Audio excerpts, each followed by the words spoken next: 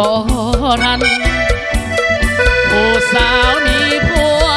เดี๋ยวมึงมุมใดก็สวยลาวันหัวใจสะเทือนแขนขาจนสั่นเมื่อแจ่มจันทร์ส่งสายตามาจากเขาไปหาย่านคนเขาด่าว่าเขามันสัวด้านถึกลูกปืนของผู้เป็นผัวบอกกล้าเห็นสัวคือคิดเอาไว้หากบอกกล้าบอกได้แต่เก็บขังเอาไว้ข้างในกฎหมายวางออกบ่มีข้อใดเป็นสู่ทางใจบ่ผิดดอกนา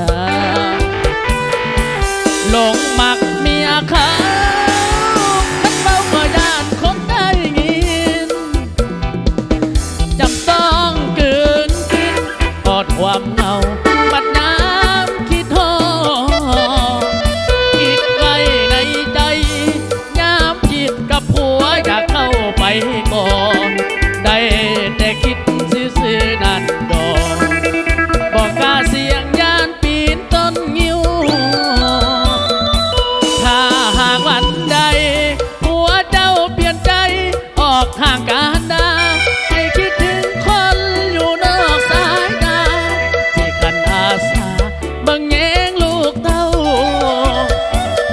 สวยเจ้าเฮ็ดสาน้องเป็นแม่ห้างอายขาดเสียวเรื่องอดีตอายบอกเคยเบากินดีฮับเอาแม่นเจ้าเคยมี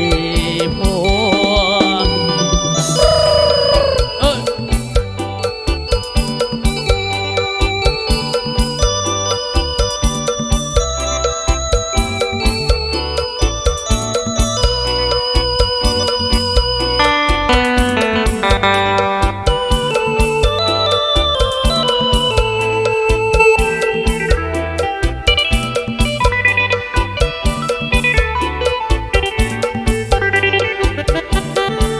หลงมักเมียเขา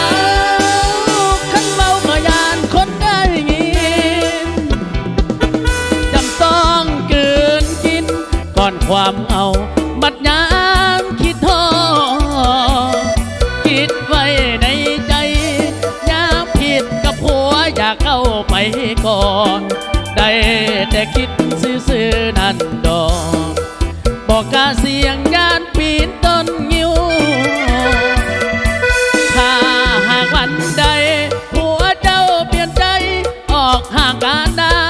ให้คิดถึงคนอยู่นอกสายตาสิขันอาสา